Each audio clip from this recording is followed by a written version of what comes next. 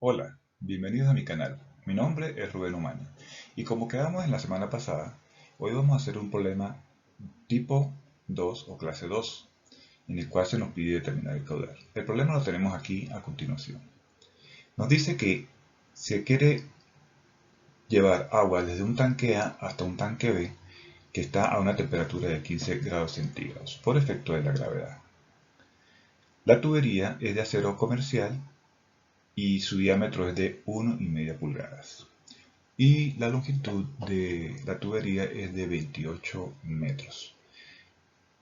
Queremos entonces determinar el caudal para esas condiciones. Observamos que tenemos un tanque A por encima de un tanque B a una altura de 9 metros de distancia.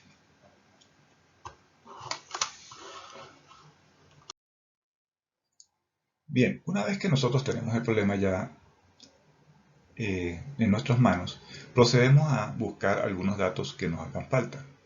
En estos casos vamos a tener que utilizar algunas tablas o algunos gráficos.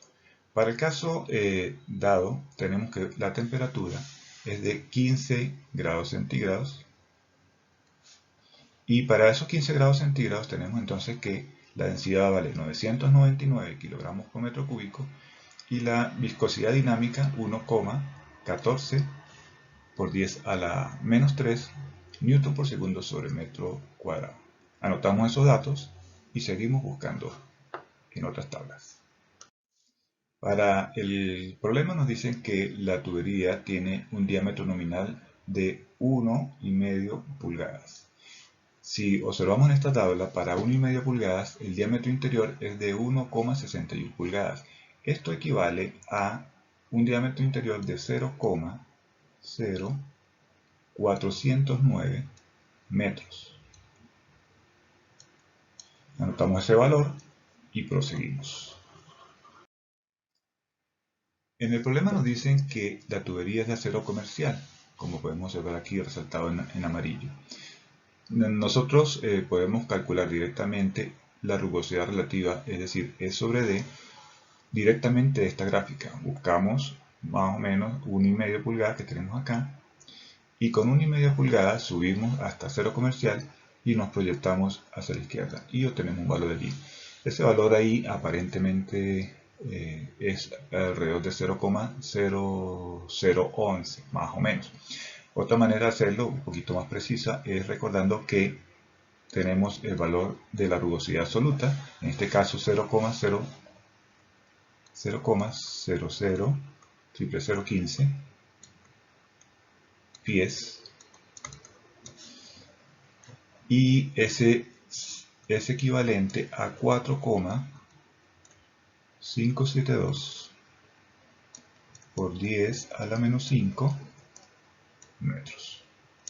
Tenemos que el diámetro interior ya vimos que era equivalente a 0,0409 metros. Si yo divido E entre D, obtengo un valor de 0,00112, que si observamos es muy parecido al valor obtenido acá, solo que aquí no lo podemos ver tan fácilmente.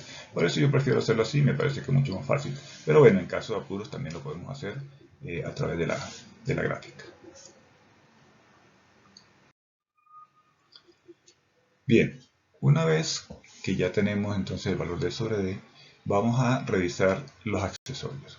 En el caso del problema nos dicen que tenemos, o vemos que tenemos una entrada de borde cuadrado. En ese caso entonces nuestro K o coeficiente de pérdida menor va a ser 0,5. Para el caso de la salida,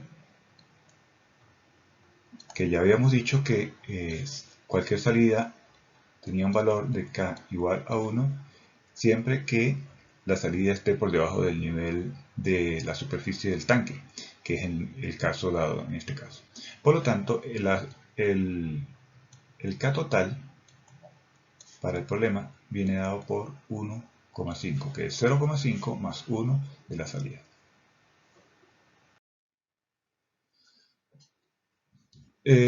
Para el caso de los otros accesorios, se van a calcular por la longitud equivalente y aquí tenemos una válvula de compuerta que vale 8, y tenemos 4 codos estándar, 4 por 30, que equivale a 120. 120 más 8 nos da una longitud equivalente total, o la sumatoria de la longitud equivalente va a ser de 128.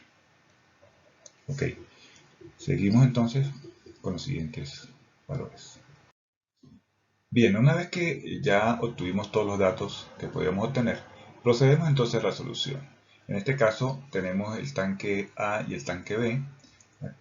Pues P1 equivale a la presión en A y P2 equivale a la presión en B. En este caso, como los tanques están abiertos a la atmósfera, pues simplemente son iguales y se cancelan. Habíamos dicho que las velocidades en la superficie de los tanques son muy lentas en caso de que se muevan, y por lo tanto la vamos a aproximar a cero también en los tanques. El H del dispositivo, como no tenemos ninguna bomba o turbina, pues entonces vale 0 también, y nos queda entonces que las pérdidas totales van a ser igual a Z1 menos Z2. Z1 menos Z2 observamos que vale 9 metros, por lo tanto nos quedaría que HL es igual a 9 metros. Bien, ¿qué vamos a hacer ahora? Entonces vamos a recordar que las pérdidas totales las podemos calcular por esta ecuación, que ya la habíamos visto anteriormente, que son las pérdidas mayores más las pérdidas menores, y vienen dadas por esta ecuación.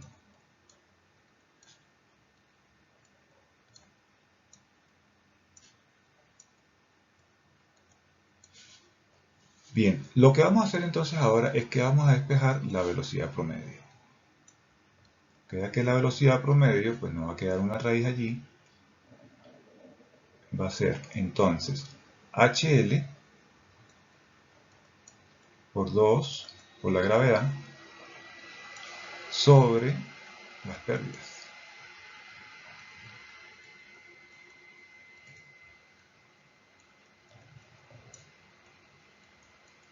Todo eso dentro de una raíz cuadrada. Una vez que tenemos ya la velocidad despejada, lo que hacemos es que sustituimos los valores que tenemos. Sustituimos, simplificamos y nos queda una ecuación con los siguientes datos. 176 con 58 en el numerador, y en el denominador nos queda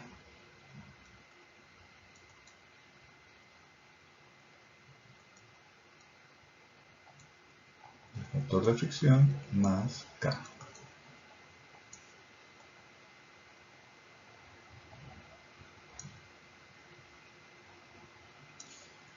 Bien, esta es la ecuación de la velocidad, que la vamos a llamar ecuación 1, que la vamos a usar. Fíjense, ¿qué es lo que pasa aquí?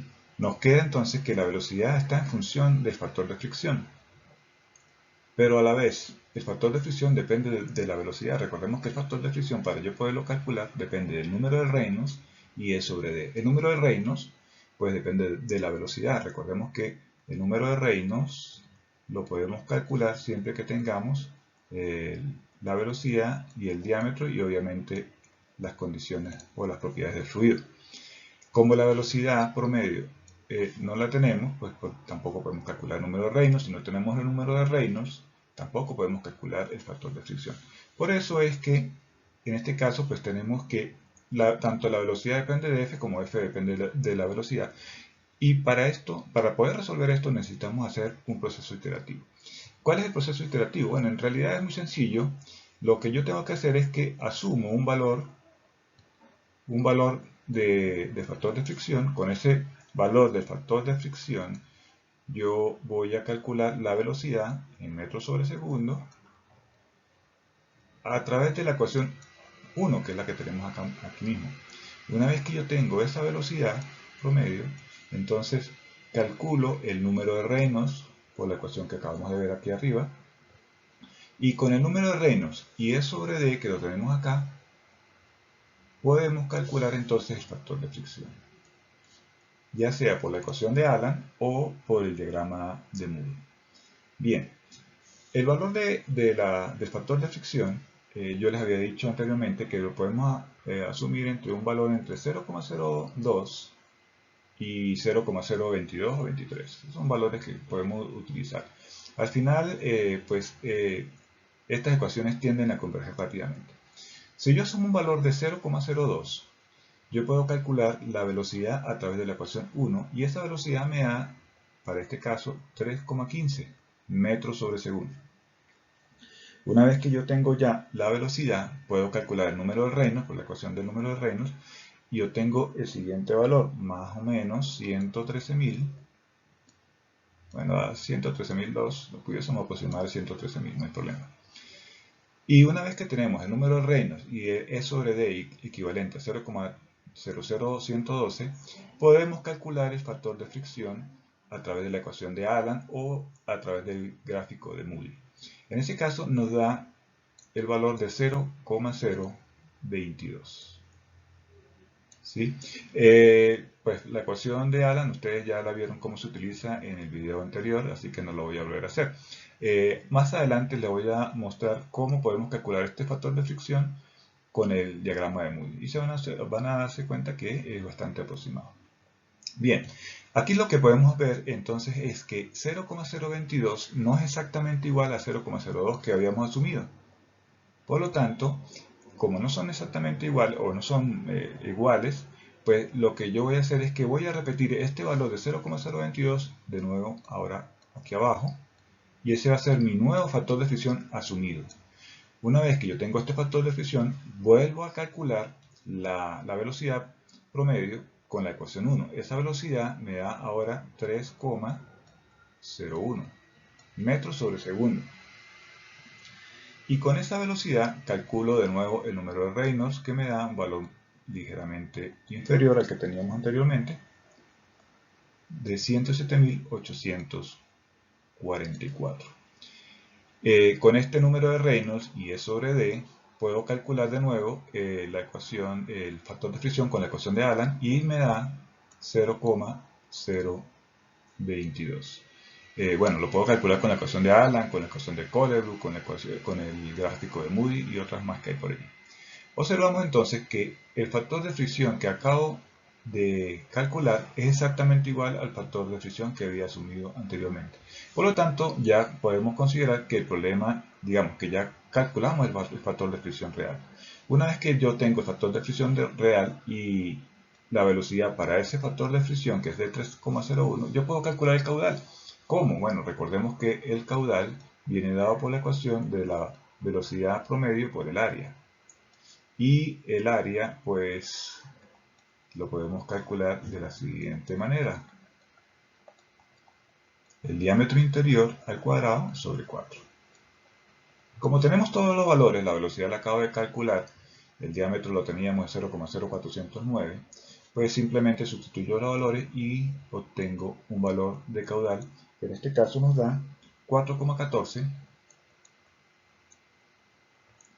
por 10 a la menos 3 metros cúbicos por segundo, o lo que es lo mismo, 4,14 litros de agua por segundo. Y esta vendría a ser entonces la respuesta a este problema. Observen entonces que este es un problema clase 2 porque el factor de fricción no lo podíamos calcular directamente. Necesitábamos entonces hacer un proceso iterativo para poderlo solucionar. Pero como pueden observar, el proceso iterativo es relativamente sencillo. Bien, con esto terminamos este problema de tipo 2. Espero pronto hacer un problema tipo 3 que son de diseño ya, de calcular el diámetro de una tubería. Espero que les sirva este problema para futuras ocasiones a los que estén mirando este video. Antes de cerrar, quiero mostrarles cómo se calcularía el factor de fricción utilizando la gráfica de Moody. Fíjense, el primer factor de fricción que nosotros asumimos fue 0,02. Como yo les había dicho a ustedes que el factor de fricción lo podíamos asumir entre 0,02 y 0,022 o 23, pues ese fue un buen valor. Pero en este caso pudiésemos también haberlo hecho de la siguiente manera. Con el E sobre D, que es un poquito superior a 0,001, recordemos que era 0,00111, 112, pues nos podemos venir por aquí donde está la línea roja y asumir que el flujo está en esta zona, es decir, con un número de Reynolds muy alto. Por lo tanto, para ese número de Reynolds alto, el factor de fricción vendría a ser 0,02. Esta es una manera de asumir el primer factor de fricción. Como les digo, lo podemos hacer asumiendo simplemente un número entre 0,02 y 0,022 o hacerlo por este método, es decir, con el E sobre D, asumir la zona rugosa e irnos directamente al factor de fricción. Por otro lado, cuando calculamos el factor de fricción lo hicimos con la ecuación de Allan, pero también lo hubiésemos podido hacer por acá. Esto me va a quedar un poquito torcido, pero bueno, vamos a intentar seguir la línea. Fíjense, la línea está por encima de 0,01, recuerden que es 0,0112, me voy ligeramente por encima de la línea. Luego busco el número de Reynolds que teníamos. Cuando nosotros calculamos el número de Reynolds, habíamos dicho que era 113 el primero. Bueno, con 113, con 113, pues venimos, subimos un poquito por aquí a la izquierda de la mitad. Un poquito por acá. Bueno, esto es aproximado, no tengo una regla aquí cómo hacer esto. Pues. Y una vez que nosotros tocamos el valor de E sobre D con número de Reynolds, nos vamos a la mano izquierda. Y claro, si esto ustedes lo hacen con regla, pues va a ser mucho mayor. Y observamos que el valor es 0,022, que fue el valor que nosotros tuvimos con la ecuación de Allan. Bien, con esto terminamos este problema. Espero les sirva a ustedes de verdad. Y bueno, si quieren más problemas, pues simplemente escríbanlo en los comentarios, compartan el video con aquellas personas que ustedes piensan que les puede servir y estaremos viéndonos prontamente. Hasta luego.